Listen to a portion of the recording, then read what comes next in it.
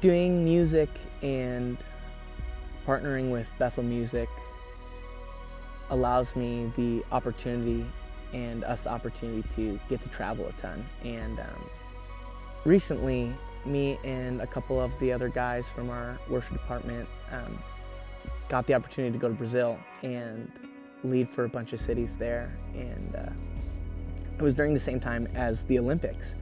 And on our last day, we started driving back to the airport in Rio, and we were driving past on the highway this big retainer wall with all these beautiful, ornate posters and paintings for the Olympics. And one of the guys that was with us actually grew up in Brazil, and he was telling us about these sound walls on the highway. They said it's to block out noise, but in reality what they did is they put up these walls to hide the visitors from these slums that were on the other side. And it kind of sparked this internal conversation I started having with the Lord. And I asked the Lord, I said, how is it that the term hunger in any other context besides Christianity is actually a negative thing? You look at people that are hungry, they're actually starting to die. It's the beginning of starvation. And I thought about these slums and how these people were desperate and hungry. And the Lord, in the ways that He does, didn't directly answer me. He instead reminded me of this phrase. I'm sure you've all heard it before, where you're not supposed to go grocery shopping when you're hungry.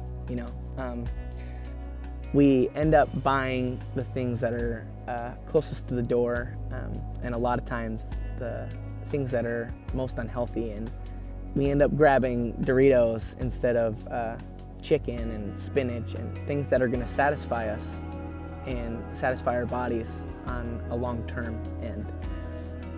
And the Lord started talking to me about it, and He said, there's actually two sides to hunger.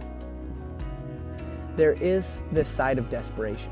There is this side that I don't care what it takes, I'm going to get more. I'm going to get food. I'm going to satisfy this desire that's deep within my soul.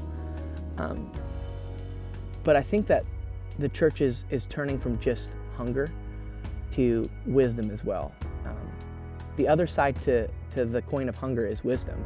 I believe that there's times in worship and there's times in our secret place with the Lord where the Lord enters the room and the Holy Spirit enters the room, and there's this grace, and it feels like anything can happen. It feels like if you ask the right question, if you took advantage, anything can happen.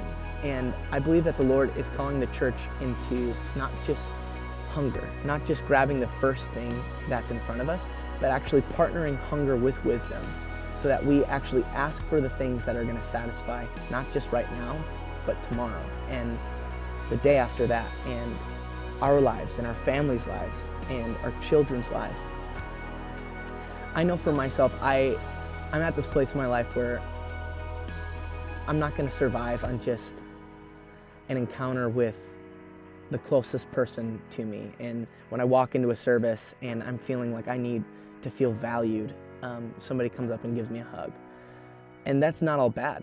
It's great, it's beautiful, and it's a true and pure and honest expression. But the reality is I need something that's going to last longer than that. I need something that's going to satisfy me on a bigger scale.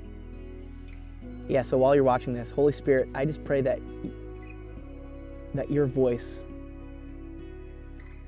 would grow loud in people's ears. I pray that the mind of Christ would overtake ours, that unexplainable truth and wisdom would overtake these people. It would overtake myself. I pray that you would stir a flame in our hearts for hunger and stir a flame in our hearts for wisdom as well.